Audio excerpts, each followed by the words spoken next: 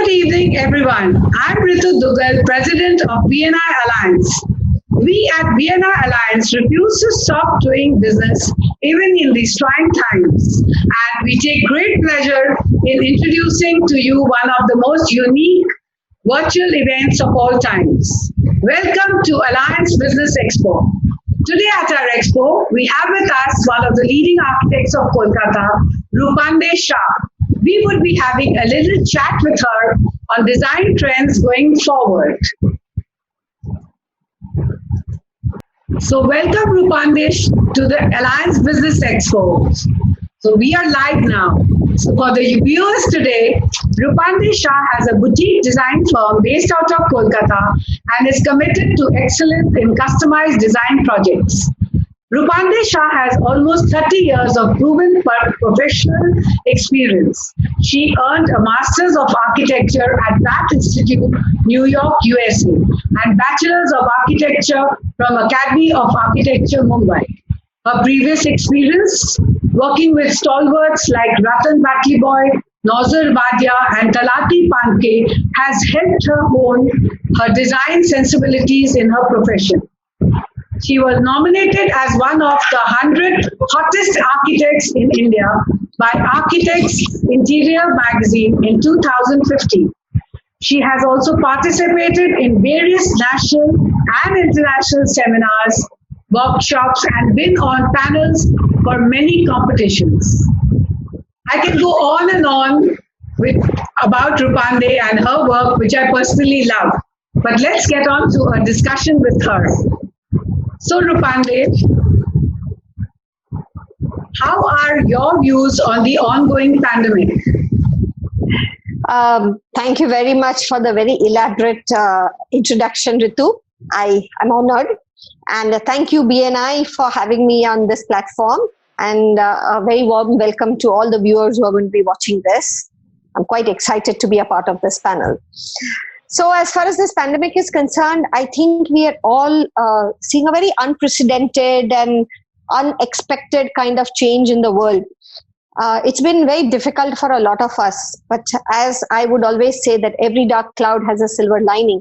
And if you look at the brighter side of things, there is a lot that we have learned and we are going to learn from this very experience of the pandemic. You know, what's happened is the world has sort of hit a pause button. And we are all of us rethinking and restructuring ourselves, which is in the positive direction because we are realizing the mistakes that we have made so far. And this is the time that we are not only ideating, but we are actually advocating for design solutions which are very holistic. They are looking at the world in totality. And I think this has been a very big break in the positive side as far as our thought processes are concerned. You know, this is also an opportunity for this generation that we are living in to understand the mistakes that we are making and now onwards design in such a way that we leave a better world when we leave so that the future generations don't complain that we have left a world that they have to work on. We need to leave them a world where, you know, they can be proud of us as their forefathers. Absolutely. So, how do you see this pandemic affecting us socially and culturally? Oh, in a very, very big way. See, we are all realizing that a friend far away who lives an hour away has not been able to support us at times of need. And neither have we been able to reach out to that friend only because of the distance and logistics. And somehow our next door neighbor has become very important because we've had next door neighbors ringing up and saying that, hey, I'm going to go and pick up some essentials. Do you want some? Yeah. So this has been a very strong sort of interrelation that has happened socially. You know, culturally also, socially, we are all now trying to gather at nearby parks and nobody wants to travel that long to even go and see something very exotic. But that nearby park has suddenly become so important to us because that's where the whole community is gathering. So the need to have these community spaces where people can socially interact and have shared experiences has become the need of the hour. So I think people are going to look at things more locally now. it's a very cliched word that I'm using, but it is going to be quite local. We have all dependent and relied on our local padawala grocery store and could not reach out to the multiplexes or the supermarkets which are far away. So I think the entire shift has become within your reach. Now, when you look at things culturally, I think it is a huge step towards what we have achieved. All these museums and all these art galleries have actually opened up virtual spaces of their spaces for us to be able to see. Sitting here, I've seen museums in Egypt and I've seen museums in Amsterdam because they've all opened up online. And anybody who wants to tickle their creative juices has been able to use these spaces and these experiences positively. Look at the pool of talent that has come out in terms of young singers, musicians, people who have gathered together, collaborated from all across the world, all across the country, and they have allowed us to experience their abilities and their talents on an online platform, which was not thinkable about a few months ago. And they, as young talents, also had not realized that this is a way that they can reach out to a larger audience. So I think socially and culturally, the pandemic has been a very positive change in our lives. And if we even post this, if we continue to take this line of direction of growth, I think it's only going to be for the positive as far as the human race is concerned. Absolutely, I agree with you, Rupande. It's we've really learned a lot. I think a lot of people have actually, come out of it quite strongly, and it has taught us a lot, both socially and culturally. And tell me, what would you think? Technology, how is it going to affect us now and in the future? I think technology is the key as of today. I mean, did you ever think 6 months ago that you would actually have a virtual sort of a meet or a virtual exhibition? So technology has opened up doors that we cannot even imagine. And we need to use it positively. Anything that is overused will become difficult to control. But if we use it positively, I think it is a big bonus. Now, I would also like to talk a little about the fact that you're a woman and I'm a woman. A lot of women were actually not allowed to be a part of the conventional workforce because of logistic reasons. They could not handle home and work, and offices required people to be in office. Now, with the work from home culture that has come in, and we have seen it works to quite a large extent. This workforce, which was not allowed to be a part of the conventional workforce, will be brought in, and their talent and their sort of facilities will be able to use their intelligence, their talent, and their time to be able to work from home, and we will be able to absorb these people. So I think technology has become a great big boon. I mean, 6 months ago, we had not thought of what technology can do with our lives. And today, with people going in for virtual reality walkthroughs and sitting in one place, in one city, actually experiencing the look, touch and feel and the look of a product in another city, these are things that advantages that technology has brought to us. And God bless technology, I would say. Absolutely. So, even if you look at our BNI meetings, let me tell you that we didn't stop. So we had just, I think, one meeting was closed, 1 week was just closed for BNI, and thereafter all our meetings have been happening. And I think a lot of people who were not really so tech savvy have now become tech savvy. And in today's day, I think anyone who's not tech savvy is facing a challenge. Yeah.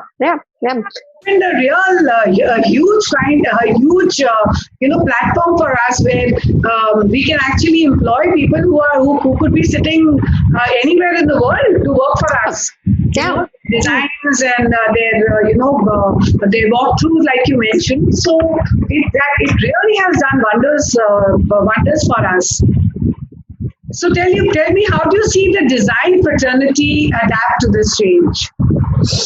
Oh, I think the design fraternity has already adapted to the change.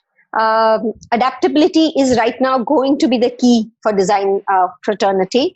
And I think wherever we talk about, suddenly home designers have become some of the most important and wanted and most respected people, because people have realized that their homes are their little havens, right? And then they want their home to be perfect in terms of its maintenance, its gene, its usability. And everybody wants that little space in your home where you would want it considered as your me time or your workspace. So I think designers have already started adapting to new things, how we would like to do. But it is still a lot that we need to reflect, because I don't think as a fraternity we should be in a rush to jump to some other conclusions and say, hey, that didn't work, so now we should jump to this which would work. Because we need to restructure. We need to restructure a lot of things in the world today and in our lives. And when we start rethinking and restructuring things, I think things will start falling into place. As designers, we will need to consider placements of things properly. We will have to consider the division of how each area is given what kind of importance and what kind of prominence. Talking about materials, talking about sustainability, talking about local forces. As designers, I think we have a huge challenge in front of us, but it's a positive challenge. That's what I would say. And I'm quite excited at the fact that this has opened up so many closed doors that we are going to be experiencing, and it's going to be an adventure over the next few years. So you mentioned sustainability. Yeah. So how do you see sustainable design going forward? So I am very much for sustainable design. In fact, I've coined one 3-letter word called environmentally sustainable design. In this, there are 2-3 aspects that you have to see. The first thing is, of course, the biggest thing is to ensure that your designs are sustainable by being local. On the pretext or on the thing of sounding very cliched, that being local, what I mean is really employing local people, using local material, trying to see that whatever is available within your reach, even workers, rather than trying to bring them from other places or even bring materials from other places. So try and be as local as possible, because that supports the local community. That's a big way of being sustainable. Because we can talk about materials, which would be the next point that I would say. But sustaining local communities and sustaining local economies is one of the most important things as designers we need to take care of. Then when we get into material specifications, we have to be very careful, because we want to now, earlier design was quite one-dimensional. Like you were given a project and you needed to make sure that it was very aesthetically pleasing. It had the oomph factor. It was very, very eye-catching. But did we stop and pause and think that, hey, I'm using this material, is this the right material to use? Because a lot of materials we know cause a lot of side effects and harmful effects to not just the user, but also the person who's executing it. So material specifications will become very important in our case. We need to understand the economy of the material, the longevity of the life of the material that we want to specify, and where is the material getting sourced from. I mean, it may be a cheap material, but if you're going to spend 3 times over trying to bring it from another part of the country over here, is it really worth it? You're increasing the carbon emission as far as that is concerned. So I think sustainability has two branches to it, of trying to choose the right material for the right place in the right order. Also trying to make sure that your environments and your local communities are sustainable, and you are actually becoming a giver in trying to bring the economy of these local communities slightly higher. Yeah. So could you give us some examples on what kind of material you think, people in our line should use?